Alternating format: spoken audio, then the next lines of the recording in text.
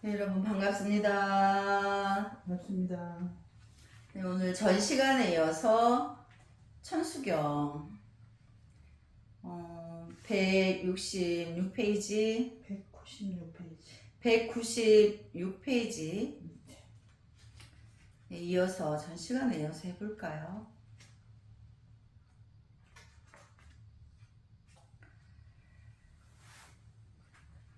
우리나라 전래 설화에 복 받으러 천축국을 떠난 총각의 설화가 있습니다. 늦게까지 장가를 못 가고 노총각으로 늙어가던 그런 사람이 있었어요.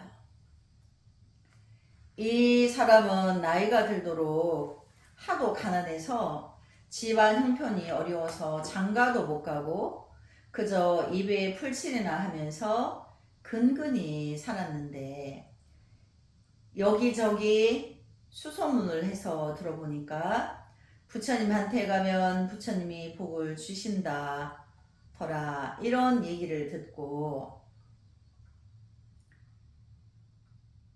그런 이야기들을 다들 하는 거예요. 그렇다면 내가 직접 천축국 지금의 인도로 가서 부처님을 만나 뵙고 복을 직접 받아와야 되겠다. 그렇게 굳게 결심을 하고 채비를 해서 길을 떠납니다. 그리고 한참을 갔는데 하루는 저녁이 어둑해져서 어디 잠잘 자리가 없을까 하고 찾다가 외에 따로 있는 커다란 기와집을 발견했어요. 기와집에 가서 문을 두드렸죠. 한참을 두드리니까 나중에서야 웬 아리따운 여인이 나오는 거예요. 그래서 자초지종을 설명하고 하룻밤 좀 쉬어갈 수 없겠습니까? 라고 했더니 처음엔 난처한 기색을 보이다가 결국은 쉬어가도록 허락을 했습니다. 그 집에서 쉬고 다음날 길을 떠날 채비를 하는데 그 여인이 여러 가지로 주먹밥이라든가 여행 물품 이런 것들을 챙겨주면서 말라였습니다. 어젯밤에 듣자니 천축국으로 부처님을 만나러 가신다고 하셨죠. 이렇게 여인이 말을 하고 네 그렇습니다만 이렇게 총각이 말하고 그렇다면 부처님을 만나는 길에 저희 문제가 하나 있는데 그걸 좀 여쭤봐 주실 수 없겠습니까? 제가 여비를 넉넉히 드리겠습니다.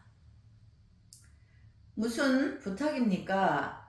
했더니 여인이 하는 말이 제가 지금 청산과부가 되어서 홀로 큰 집을 지키면서 산 지가 제법 되었는데 앞으로도 도대체 어떻게 살아야 할지 막막합니다. 부처님을 만나 뵙고 제 앞나라에 대해서 좀 여쭤봐 주십시오. 좋습니다. 이렇게 부탁을 받고 떠납니다. 한참을 가다가 보니까 길가에 웬 동자들 셋이서 흙장난을 하는 거에 보여요. 가까이 가서 보니까 동자들이 커다란 보배 구슬을 저마다 하나씩 가지고 있는 겁니다. 그것을 땅 속에 파묻고 물을 주면서 자꾸 자라라 자라라 이러고 있는 거예요.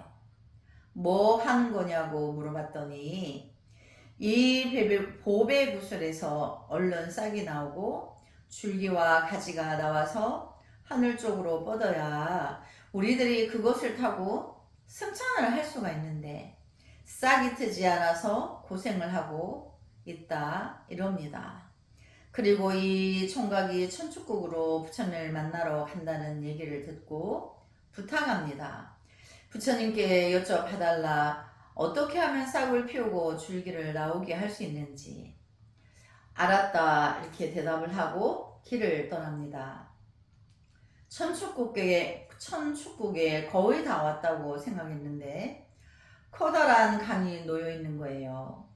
근처에 배도 없고 건너긴 건너야겠는데 어떻게 건너야 할지 참 한심해서 천신만고 끝에 거의 다 왔는데 못 만나니까 푸념을 하고 한탄을 하고 울고 있으려니까 갑자기 강 속에서 커다란 이모기가 나타났습니다.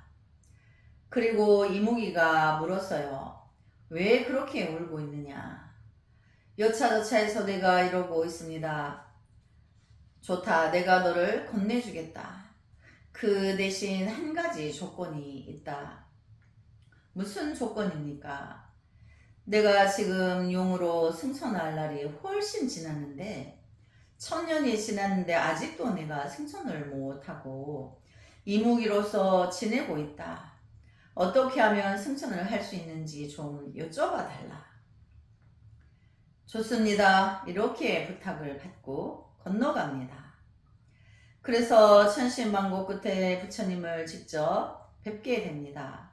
직접 뵙고 부처님께 세상 사람들이 모두 부처님한테 복을 빌면 복을 받을 수 있다고 하는데 저도 복을 받으러 왔습니다 하고 말씀드렸죠. 그랬더니 웬걸 부처님께서는 복은 주고 받을 수 있는 게 아니다. 나도 복을 줄 수는 없다. 이러시는 거예요. 아니 그럼 세상 사람들이 하는 말은 뭡니까? 그건 모르겠다. 나도 내가 복을 준다는 말은 안 했는데 자기네들이 하는 말이지. 완전히 낙심천만이죠. 아무리 붙들고 사정을 해도 물건처럼 복이라는 것이 형체가 있어서 물건처럼 주고받고 받을 수 있는 그런 게 아니라는 말씀뿐이었어요. 그래서 낙담하고 실망해서 돌아가려던 차에 부탁받았던 것들이 생각났어요. 다른 사람들이 부탁들이 그래서 그걸 말씀을 드리게 됩니다. 그렇다면 제 복은 그만두고 오다가 부탁받은 거나 좀 여쭤봐도 되겠습니까? 그럼 한번 얘기해봐라. 이렇게 말씀을 듣고 이무기가 승천을 못하고 있는데 그건 어떻게 된 겁니까? 어떻게 해야 승천하겠습니까? 하고 여쭸더니 그런 거라면 얼마든지 가르쳐 줄 수 있지. 그 이무기라는 놈이 하도 욕심이 많아서 여의주를 2개나 물고 있다. 그러니까 하나를 베어내고 하나만 물고 있으면 승천할 수 있다고 전하거라. 그렇습니까? 그 다음에 동자들이 나무를 키워서 승천을 해야 하는데 못하고 있답니다. 그것은 각각 서로 자기 꽃만 피우려고 각각 따로따로 보배에 구슬을 넣고 물을 줘서 그렇다. 보배의 구슬은 2개를 합쳐놓고 물을 줘야 꽃이 피는 구슬이다. 그렇습니까? 그러면 여인은 어떻게 된 겁니까? 그 여인은 남편이 죽고 가장 처음 자기 집에 와서 유숙한 남자를 남편으로 삼으면 행복하게 잘 살 거라고 전해주거라. 이런 말씀을 합니다. 자기 복은 못 얻었지만 남들의 어려움을 해소시켜줬다는 문제를 풀어줬다는 기쁜 마음에 힘을 다시 내서 돌아오게 됩니다. 이무기한테 얘기해 줍니다. 너희 여의주 2개를 물고 있다 하면서 하나 뱉어라. 그러냐? 하나를 뱉어 놓으니까 정말 승천을 하는 거예요. 여의주가 하나 남았죠. 그게 누구 것이 되겠습니까? 고맙다. 내가 가져라. 총각은 졸지에 여의주가 생겼습니다. 보배구슬도 마찬가지죠. 2개를 붙여놓고 해야 된다더라. 2개를 붙이니까 하나가 남아요. 그것도 역시 우리는 승천하니까 필요 없다. 내가 가져라. 보배구슬이 생겼습니다. 여인도 가장 먼저 유숙한 이는 당신입니다. 그렇습니까? 의리아리한 기와집에 아리따운 여인에다가 여의주에다가 보배구슬에다가 이런 것들이 농굴채로 밀려들어온 것입니다. 그래서 내가 복 받으려고 나만 잘 되려고 그런 마음가짐으로는 복을 받을 수가 없고 오히려 남의 문제, 남의 어려운 일들, 남을 도와주는 이런 마음, 보살심, 보리심, 베푸는 마음 이런 걸 가졌을 때 진정으로 자기에게 복이 온다고 하는 거죠. 여유를 얻게 되었다고 하는 것이고요. 그리고 궁극적으로는 깨달음을 얻게 된다. 이렇게 볼 수 있는 것입니다. 네, 너무나 전설인데 마음에 와닿는 본문이죠. 그래서 우리가 나의 문제를 풀기 위해서 다른 사람의 문제를 해결해 주고자 부처님께 공양하고 진실한 마음을 진실로 수행을 하고 내가 그런 힘을 더 많이 키우기 위해서 내 자신의 수행을 더 갖춘다면 내 문제가 풀리지 않을 게 없죠. 그래서 이거를 불법에서는 이제 이타행이다. 남을 이롭게 하고 그래서 내가 성취할 수 있다. 이제 그런 진리를 이 이제 전설에서 이제 가르쳐 주고 있는 거죠. 앞서 준재공덕치 적정심상송 이 말을 보면 준재주의 공덕의 무더기를 적정한 마음으로 항상 지송하면 모든 일체의 재난이 이 사람을 침범할 수가 없다라고 말씀드렸는데 이 재난이라는 것이 어떻게 이 사람을 침범할 수가 없는가? 우리가 보통 삼재풀이 얘기를 많이 하죠. 삼재가 들었으니까 삼재를 풀어야 한다라고. 삼재라는 것은 수재, 화재, 풍재를 의미합니다. 그러니까 물과 불과 바람이 해를 입는다는 이제 그런 뜻이죠. 수재는 물에 의한 재앙, 화재는 불에 의한 재앙, 풍재는 바람에 의한 재앙입니다. 그러면 삼재의 원인이 과연 어디에 있는가? 수재라는 것은 욕심을 뜻하는 것입니다. 탐심이죠. 화재는 불꽃, 성냄입니다. 진심이죠. 진노하는 마음. 풍재는 어리석으며 오락가락하는 마음이라고 하는 거죠. 그래서 진정한 삼재풀이는 자기 마음속의 욕심과 성냄과 어리석음이 일어날 때, 탐진치, 삼독심이 일어날 때 얼른 천수 대다라니 또는 준재진언 이런 것을 외워 자기 마음속의 탐진치, 삼독이 시게 하는 것입니다. 그렇게 되면 바로 삼재가 풀어진다고 하는 것이고 일체의 모든 재난이 이 사람을 침범할 수 없게 된다라고 말할 수 있습니다. 너무나 마음에 와닿는 마음이 글이죠. 그래서 정법계 진언 옴남 옴남 옴남 진언은 보통 3번씩 하죠. 하지만 본래 진언은 3번씩 하는 게 아니라 최소한 하루에 1000번씩 100일 동안 해야 진언이 되는 것입니다. 왜냐? 자기 것이 되어야 그것이 진언입니다.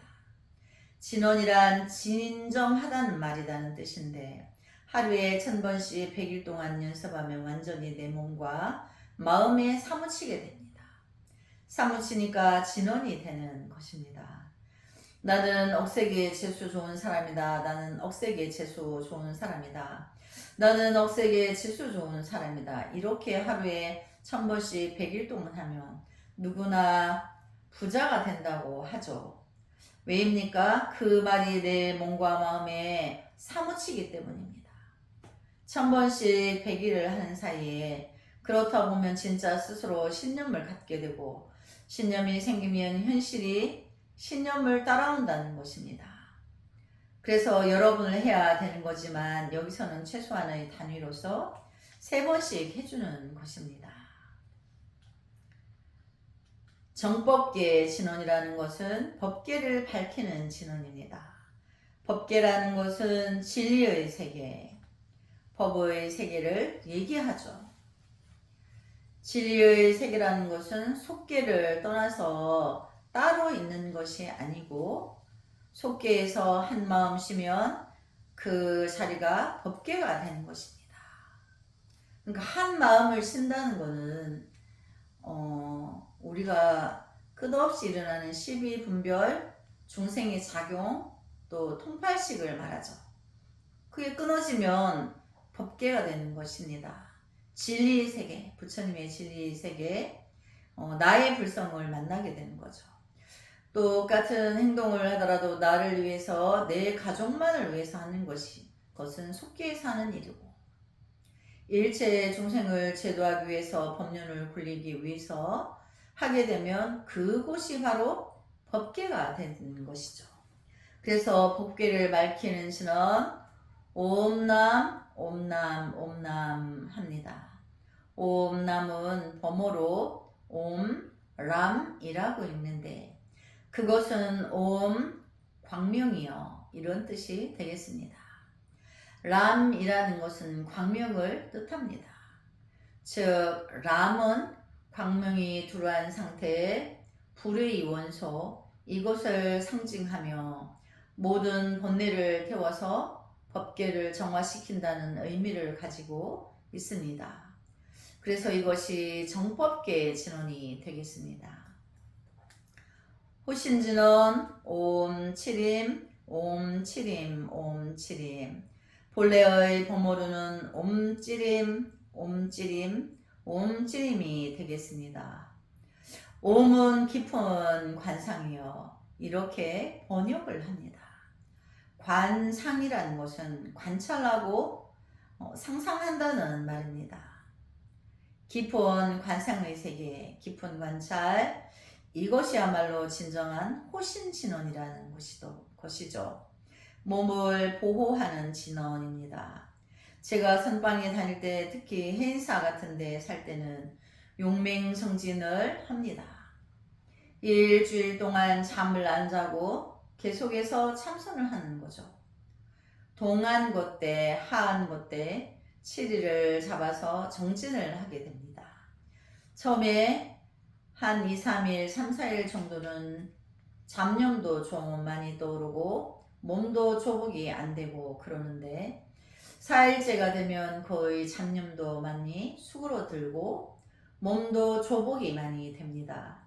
그래서 참선을 오래 하면서 몸이 조복이 되면 나중에는 화두산매에 빠지게 되면 몸이 전혀 안 느껴집니다.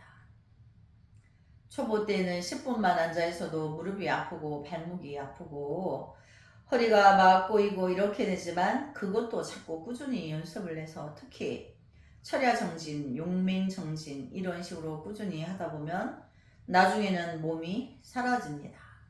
몸이 안 느껴집니다. 그래서 한참을 앉아있다가 문득 쳐다보면 몸이 있기는 있습니다. 아, 있기는 있구나. 그런데 전혀 느껴지지 않는, 그러면서도 정신은 깨어있는 그런 상태, 이런 것들이야말로 진짜 참다운 후신이죠. 몸이 없어지는 것보다 더 좋은 후신은 없는 것이죠. 왜냐하면 몸이 없어지는데 몸뚱이 착, 몸뚱이에 대한 애착, 이것이 쉬는 것, 이것이야말로 진정한 후신이죠. 이렇게 해서 몸이 사라지고 분별심이 사라지면 본 마음이 오롯하게 드러나게 되는 것입니다. 근데 이제 우리가 이제 수행을 깊이 하다가 보면 분별 의식이 소멸하게 되면 몸에 무게를 느껴지지 않게 되는 단계가 있어요. 스님은 그 단계를 말씀하시는 거죠. 그리고 관세음보살 본심 미묘 육자 대명왕 진원. 관세음보살의 본심인 미묘한 6글자로 된 대명왕 진원입니다. 아주 맑고 밝아서 밝음의 왕, 큰 밝음의 왕인 진원입니다. 그래서 대명왕 진원이죠. 이것이야말로 빛의 세계를 서술하게 되겠습니다. 본 마음자리, 본심 자리를 서술하게 되겠고, 온만이 반매움, 이렇게 6글자로 이루어져 있습니다. 온만이 반매움, 본래음은 온만이 빠듬매움입니다. 오음이라고 하는 것은 모든 진원의 앞에 놓이는 감탄사라고 했죠. 법, 보, 화, 삼신부를 다 아우르는 우주의 탄생과 유지와 파괴를 모두 아우르는 우주적인 진동어, 우주의 아우라, 이것이 바로 옴입니다. 옴 한마디 속에 모든 것이 들어있다고 하죠. 만이라는 것은 만이주, 보석을 뜻합니다.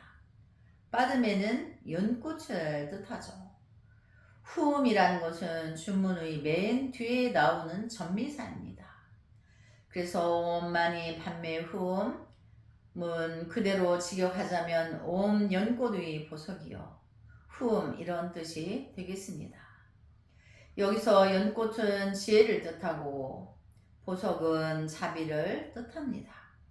그래서 옴만이 판매 후음 속에 불보살님의 지혜와 자비가 함께 깃들어 있는 소식을 전해주고 있습니다. 그런데 티벳 경전에는 이 진언과 관련해서 이런 내용이 기록되어 있습니다. 대자대변 성관음은 옴만이 판매음의 6자에 의해 육도에는 생사의 문을 닫는다. 옴은 천상, 만은 아수라, 니는 인간, 바는 축생, 매는 악귀, 후문 지옥의 문을 닫느니라. 이 6글자가 육도를 완전히 비게 할 것이니 마땅히 반복하여 염하고 진일지니라. 엄청난 뜻이 담겨져 있죠. 이제 몰랐던 걸 알았으니까 이제 부지런히 쉬지 않고 오로지 옴만이 판매음을 열심히 해야 되겠죠.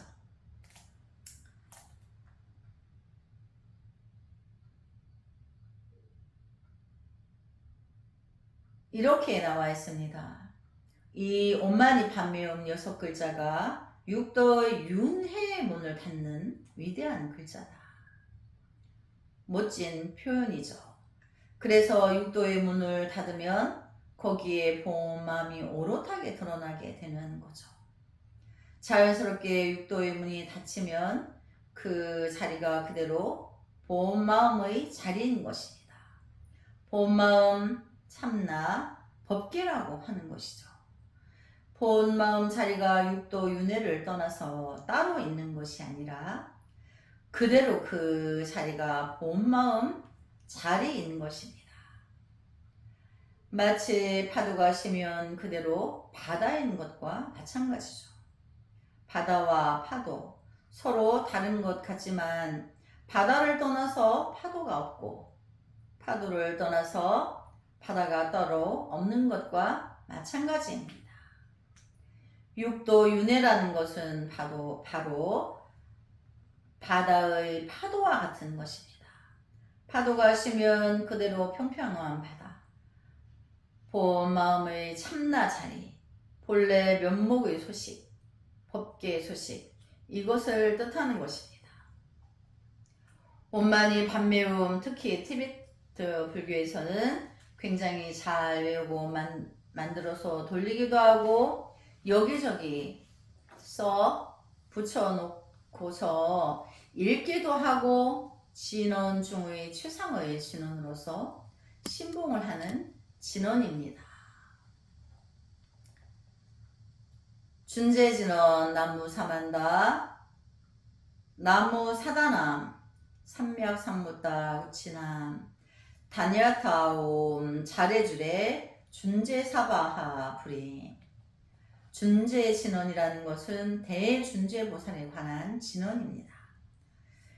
그 내용은 실습의 올바로 원만히 깨달은 부처님들께 귀합니다. 이런 소리입니다. 나무사다남 삼맥삼무다 구치남 다냐타라는 말이 바로 70억 부처님들께 귀한다는 내용이고 그 다음에는 70억 부처님이 어머니신 준재보살에 귀하는 찬탄하는 그런 내용입니다. 준재진언의 범업역은 이렇습니다. 나무사다남 삼맥삼무다 구치남 단야타 옴 자레주레 준제 사바하 불임. 이것은 우리식으로 읽은 것이고 나마 싹다남 사미약 삼부따 꾸띠남 따띠야따옴 짤레줄레 쭌디 스워와 불임. 이것이 범어 의미 되겠습니다. 70억의 올바로 원만히 깨달은 부처님들 교회 귀하옵니다. 옴 준제 보살이시여 광대하게 운행하소서 일어서소서 스와와 이런 뜻이 되겠습니다. 이 준제 진언은 모든 재앙을 소멸해서 부처님의 깨달음을 신속하게 얻는 힘을 갖추고 있다고 합니다. 70억의 올바로 원만히 깨달은 부처님들께 귀의하는 내용, 그래서 준제 보살님께 광대하게 운행하소서, 일어서소서, 스와하, 70억 부처님을 원만하게 깨닫게 만드신 것처럼 그렇게 운행하시고 일어서서 저희들도 이렇게 깨달음을 얻어지이다 하고 찬탄하고 또 기원하는 그런 내용이라고 말할 수 있습니다. 네, 오늘은 여기까지 스님이 이제 같이 읽고 다음 시간에 이어서 하도록 하겠습니다. 나무 간센보살